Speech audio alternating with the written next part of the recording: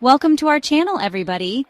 You know, making someone feel comfortable in your presence is like the ultimate act of kindness, right? And when it comes to dating, especially with someone new, feeling comfortable is everything. It's like that feeling when you find the perfect pair of sweatpants, you just want to live in that moment.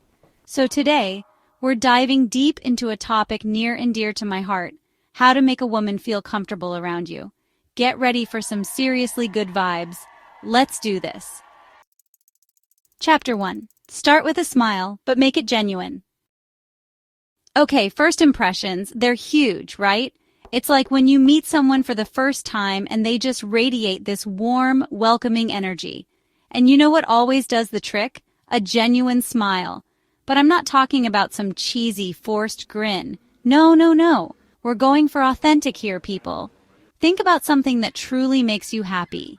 Maybe it's your dog catching a frisbee in midair, or finally finishing that puzzle that's been sitting on your table for months.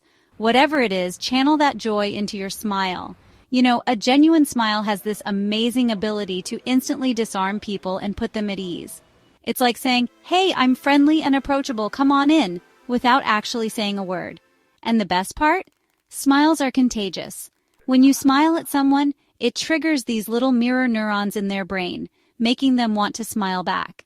So, next time you're meeting someone new, remember the power of a genuine smile. It's like a free ticket to Comfortville.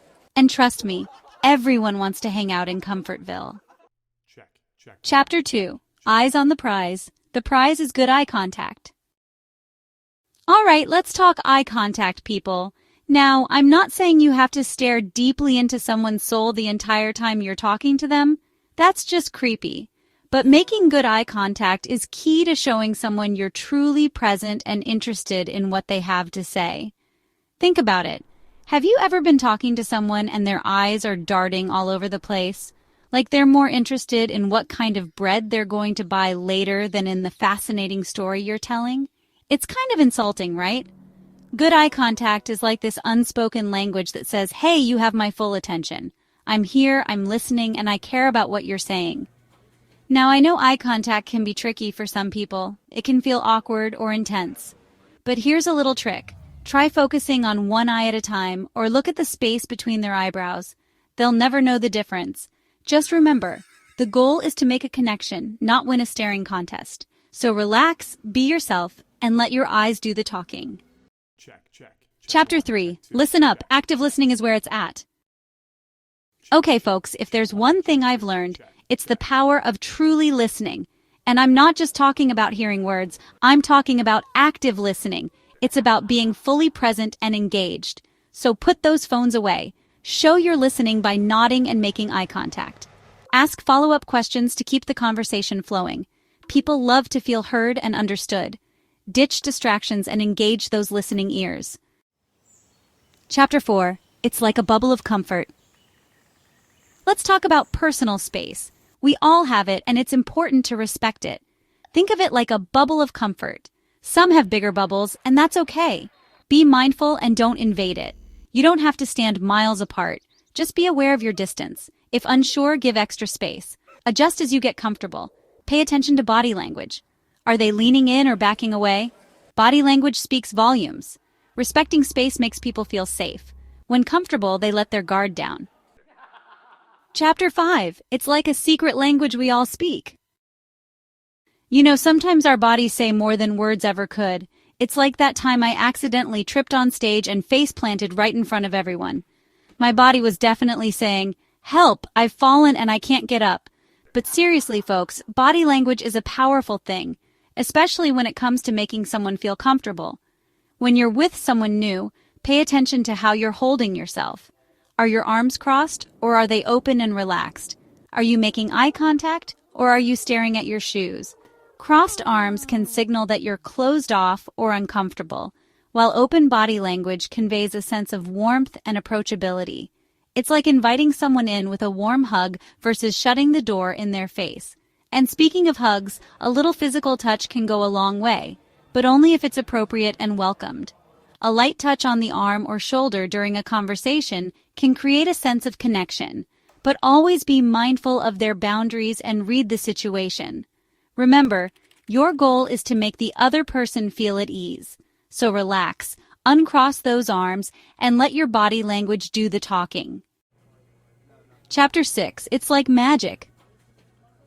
You know what's truly magical? Making someone feel like they're the only person in the room. Like their thoughts, their dreams, their favorite kind of ice cream, it all matters to you. Showing genuine interest in someone is like giving them a superpower. It makes them feel seen, heard, and valued. And who doesn't want to feel like that? So how do you show genuine interest? Well, it starts with asking questions and actually listening to the answers. And I don't mean just nodding your head and saying, "That's nice." I'm talking about really digging deep, asking follow-up questions, and showing that you're truly engaged in the conversation. Remember, everyone has a story to tell, and everyone wants to feel like their story matters. So be curious, be present, and watch as you unlock a whole new level of comfort and connection. Chapter 7. Interrupting, don't be that person. Okay, let's talk about conversation etiquette, people. And by that, I mean the fine art of not interrupting. We've all been there, right? You're in the middle of telling a hilarious story and suddenly, bam! Someone jumps in and hijacks the conversation. It's like being cut off mid-sentence by a rogue squirrel on a sugar rush. It's not a good look. Interrupting someone is like saying, "My thoughts and opinions are more important than yours." And that's not exactly the message you want to send, especially when you're trying to make someone feel comfortable. So how do you avoid being that person? Well, it's simple. Practice the art of patience. Let the other person finish their thought before you jump in with your 2 cents. Trust me, the conversation will flow much more smoothly, and the other person will appreciate your respect for their time and their words. Plus, you might actually learn something new. Chapter 8. Comfort takes time. You know, building comfort and trust with someone is like growing a beautiful garden. It takes time, it takes patience, and it takes a whole lot of love and care. You can't just plant a seed one day and expect a field of sunflowers to magically bloom overnight. The same goes for relationships. Don't expect someone to feel completely comfortable around you after just one date or one conversation.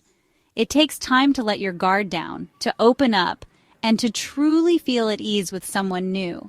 So be patient, my friends. Don't rush the process. Let things unfold naturally. And remember that building a strong foundation of trust and comfort takes time. And just like a garden, the more you nurture it, the more beautiful it will become. Chapter 9. The secret weapon to comfort. All right, let's talk about the power of a good compliment. Everyone loves a genuine compliment, right? It's like a little burst of sunshine on a cloudy day. It brightens your mood, boosts your confidence, and just makes you feel good all over. But here's the catch. Compliments only work if they're genuine and heartfelt. Don't just throw out generic compliments like, "You're pretty" or "You're smart." Dig a little deeper. Notice something specific about the person that you genuinely admire or appreciate. Maybe it's their infectious laugh, their unique sense of style, or their passion for rescuing stray kittens. When you offer a sincere compliment, it shows that you're paying attention, that you see them for who they truly are, and that you appreciate the qualities that make them special. And that, my friends, is a surefire way to make someone feel comfortable and valued. Chapter 10. Authenticity is key. All right, folks, here's the most important tip of all. Be yourself. I know, it sounds cliche, but it's true. Trying to be someone you're not is exhausting, and eventually, the real you is going to come out anyway. So why waste time pretending to be someone you're not? Embrace your quirks, your sense of humor, your love of polka dots, whatever it is that makes you, you. When you're authentically yourself, you give others permission to do the same. You create a space where people feel safe to be vulnerable, to be silly, to be their true, unfiltered selves.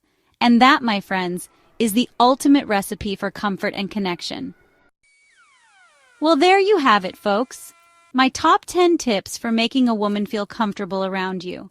Remember, it's all about being kind, being respectful, and being genuinely interested in getting to know the amazing person in front of you. Now go forth and spread the comfort. And most importantly, have fun. Dating should be enjoyable, so relax, be yourself, and remember that a little kindness goes a long way. Thank you for watching. If you found these tips helpful, don't forget to like, comment, and subscribe for more content. See you next time.